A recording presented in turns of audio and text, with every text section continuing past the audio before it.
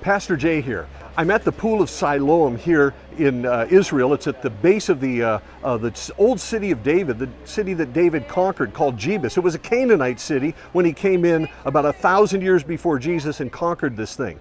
But later on, this pool was put in as a reservoir by Hezekiah originally, because Hezekiah's tunnel exits just over to my left, your right, when it comes out, and it would have filled up this reservoir because the Assyrians were coming, and the Assyrians wanted to destroy the Israelites, and they couldn't do it because God destroyed them first. Long story, I'm not going to get into that one here. But the water came in, filled up this pool, and it's been changed several times, but it acted as a reservoir all the way up until the time of King Herod the Great. During the time of King Herod the Great, he actually made it bigger, stronger, monumental steps that led down into it. And this is where, when Jesus put the mud in John chapter 9 in the man who was born blind, put it in his eyes, and then sent him down to the Pool of Siloam, which means sent. It's a biblical pun. He sent him to sent. That's what it meant. And he came way down from this hill, way up here, where the Temple Mount is up over the ridge, way, way up there. And then he came down a pilgrim's road, which is right now being excavated and is going to be opened up soon. Can't wait to do a video in there.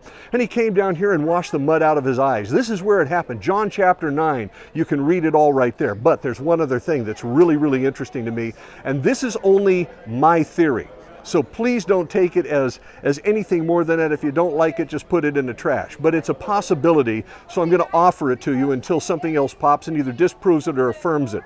On the day of Pentecost, when Peter preaches, it would have been up that direction, up on or by the Temple Mount area, because you had to have a huge group of people, thousands of people. 3,000 of them that day received Jesus as the Messiah, and they got saved. And when they did, they came somewhere to get baptized. Now, up around the whole Temple Mount, there are all these things called mikvaot, which is plural of mikvah, or mikvahs if you want to anglicize it. And a mikvah was a ceremonial cleansing pool where people would ceremonially cleanse themselves before they went up to the temple to do something sacred, or a Gentile would cleanse himself in order to be born again, to become a Jew at the time, a proselyte, and eventually it worked into something that we Christians do with a tremendous meaning, which I'm not going to deal with in this video.